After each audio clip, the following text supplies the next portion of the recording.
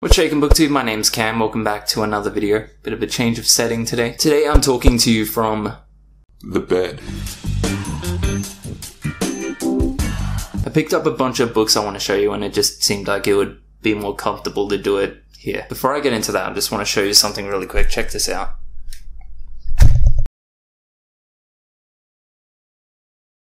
Seems like Bonnie may have put her evil plans on hold, at least for a little bit. Something weird to think about, right?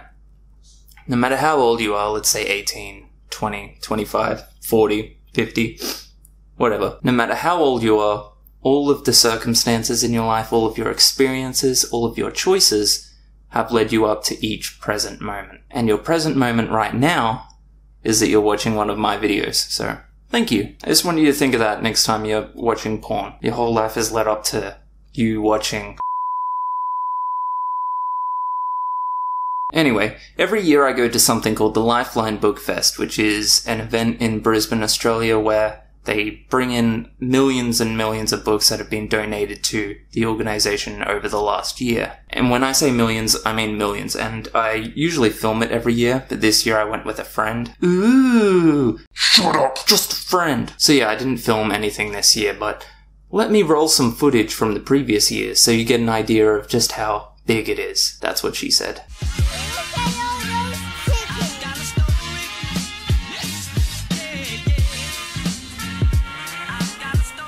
So it's a really cool event, and obviously if you live in the Brisbane area, it's silly to miss it. You can find some really good books, usually up to a maximum price of like $6, unless you're looking at the rare books. She's literally never liked this. I don't know what it is today. I have a bit of a fair stack here, and let me tell you right now, if you're looking to see some new releases or anything like that, you're probably not going to find it. There was like a YA table with a lot of new releases that I would have liked to have a look through.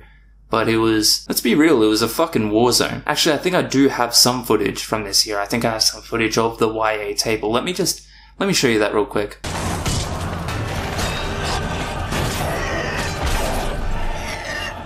So most of these books are pretty old books and a lot of classic reads as well. I'm doing this thing during 2019 where I'm trying to reread a lot of the classic literature that I read during high school to see if it feels different. I'm talking books I read like more than 10 years ago, so I'm pretty excited to get back into them. In fact, I think I found pretty much every classic book you could expect to see on an English lit reading course list. Hey, are you following me on Instagram yet? What the fuck? Why not? You're missing content like... Alright, well that's not the best example, but there's some good stuff on there. The very first one I'm going to show you because I've already started reading it, I've already almost finished it, and I'm going to do a whole separate video on this book because I have a lot to say. And that is Fight Club by Chuck Palahniuk. I'm sure you've seen the movie with Ed Norton and Brad Pitt. Ooh. Without giving any spoilers, it's obviously about a guy named Joe who's dealing with insomnia, who goes to support groups for different types of terminal diseases because that's the only place where he feels like he can open up and actually receive care and affection. And then he meets a guy named Tyler Durden and they start this thing called Fight Club, which is quite literally a club where people just fight each other. But through the course of the story, it escalates and escalates and you realize that the Fight Club actually has a bit more meaning than just people punching each other. You know how it goes, there's a lot of subtext about the monotony of life and serving the man and all that kind of stuff. Super interesting, but yeah, I'll do a whole separate video for that. Then I have an old book of poetry by T.S. Eliot, a book of poetry between the years 1909 and 1925. Now, I have never been into poetry in my life, but with that said, I've never really put much effort into it. And quite recently, I've been talking to a lot of people online and meeting people in real life that have encouraged me to, at least now, try to get into poetry. I didn't seek this out. Again, I just kind of found it, but I was like, fuck it. I've heard the name T.S. Eliot before.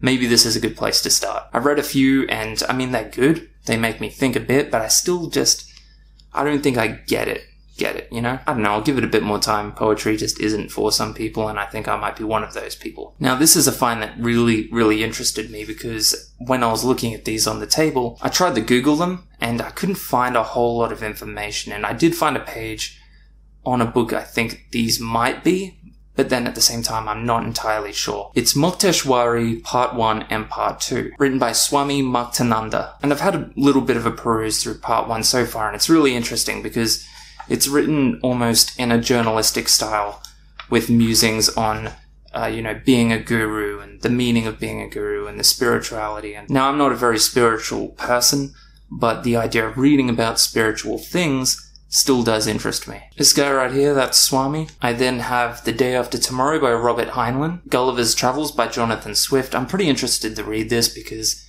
I've seen the movie. We've all seen the movie, right?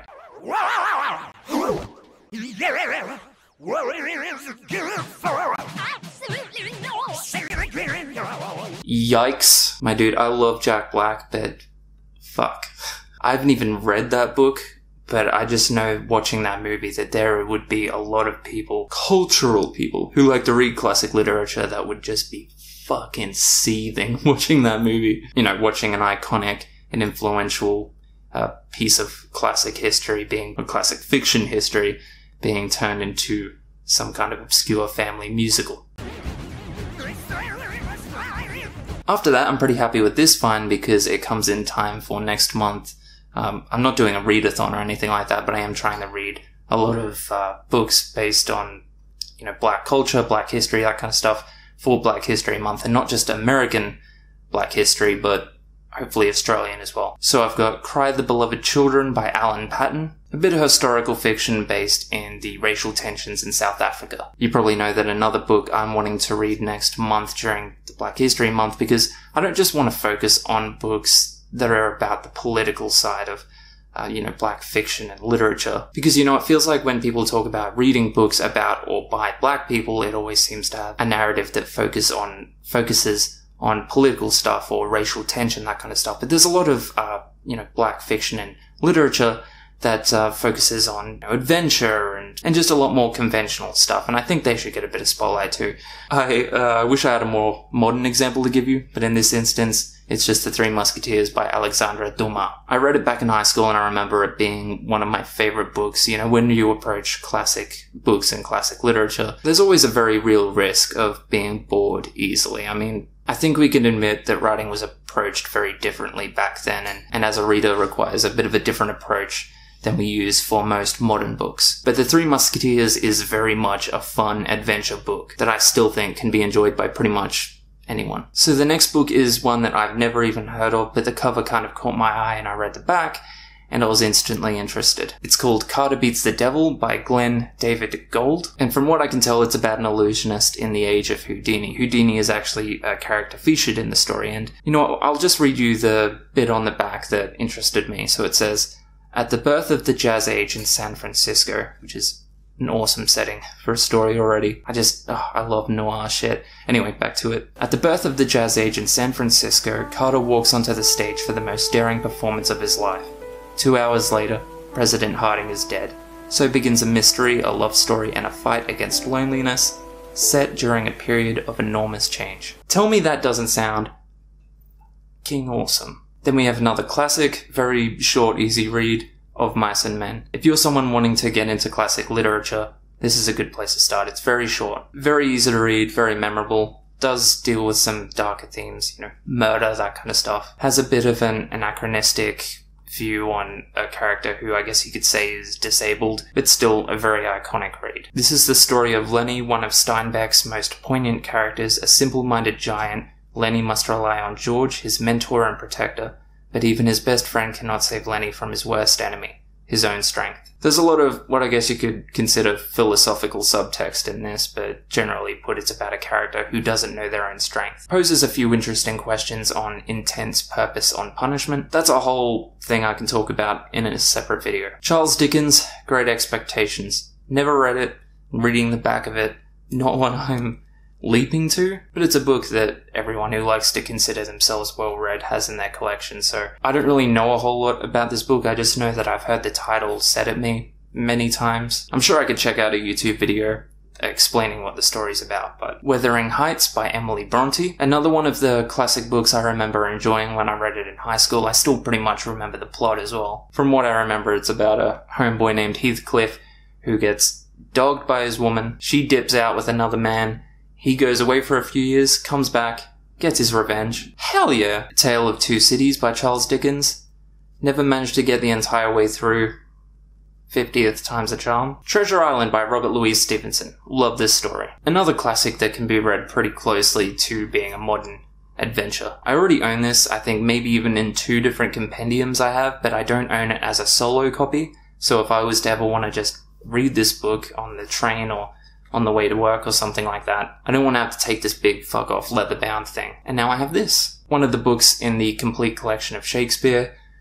I'm not a Shakespeare guy. I'm just not. Looking back on it, I don't even really know why I picked this up. Maybe I was just trying to impress the friend I'm with.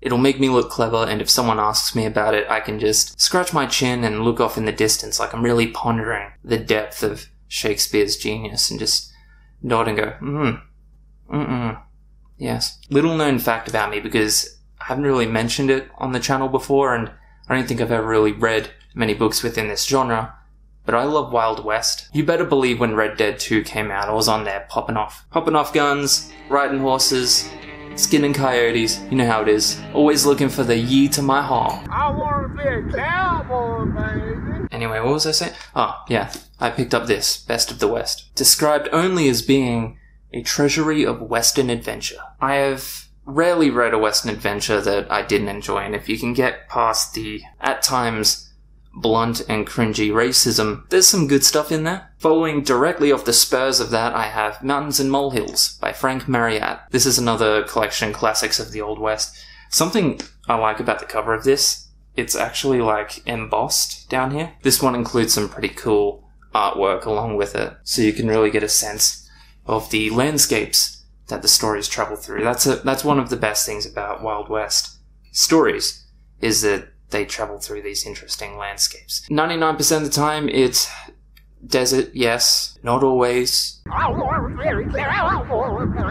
And last but not least, a book that needs no introduction, Tom Sawyer by Mark Twain, The Adventures of Tom Sawyer. I just picked it up because I literally cannot remember if I own a book of Tom Sawyer or not. I'm pretty sure I do, but it was like $1, so worst case scenario, I can gift it to someone. I didn't really mention it before, but when I said that I picked up another copy of The Three Musketeers by Alexandre Dumas, the reason I picked up another copy like this is because the one I showed in the last video, when I was announcing that I would be reading The Three Musketeers during February, you might have noticed that my copy there was kind of a big chunky fucker. This one is a lot more compact and handheld and will be a lot easier to carry around. But yeah, that's it. That's all I picked up from the Brisbane Bookfest this year. I hope that makes me look a lot smarter, because, you know, I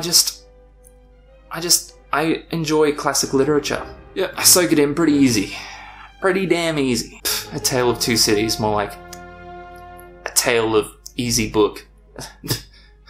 Hey, if you're interested in what I'm currently reading or what I will be reading during the month of February, I recommend checking out my very last video I did, because it explains just that. At the end of January, I'll be doing a bit of a wrap-up, although it'll more likely be a very long video, just back-to-back book reviews of the 3 dog-themed books that I read during January. As always, thanks for watching, and I'll see you in the next video. That sounded like a news report. That wasn't really natural.